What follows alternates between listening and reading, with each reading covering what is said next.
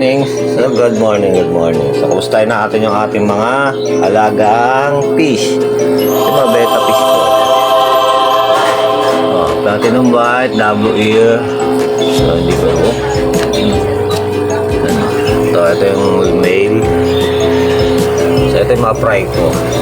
So, nilipat ko sa maliit. Dahil konti na lang sila. Matay. Tapos ito yung aking mga bago. Ayun yung albino. Yun. Hindi makita. Yun.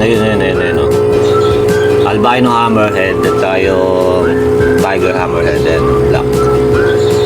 Tapos ito yung mga koi.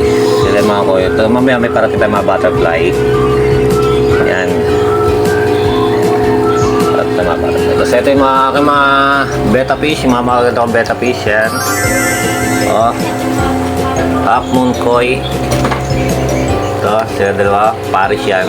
Pero January na tayo magbibreed ulit. Dahil na ito unsuccessful yung pagbibreed natin nakaraan. Itong dalawa i-breed natin yan. Kasi ito malibog ito. Malibog yan. Ito bugbog nyo. Pero kinain na ito yung mga itlog niya eh. Tapos yung itong red,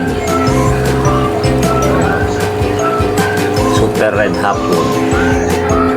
Ganda niya, long pin niya. Ito yung babae. So meron tayo darating na 21st sa December.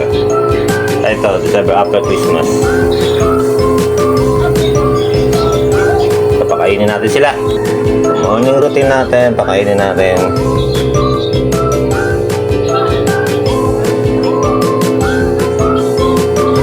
Good for 5 pellets lang yan.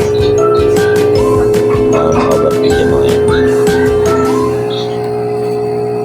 Hindi napakain ko na pala yung mga koi ko kanina. Pagkagising ko, napakain ko agad sa ito. Nagbabubble nest ko. Dami yung bubbles. Pero ayaw ko pag kami. January na tayo magbibreed ulit. January, tapos March, May, April. Pwede na ibenta yun.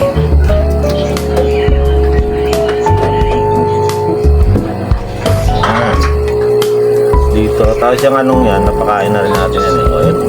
O, diba? Easy, basic. 2 pellet agad.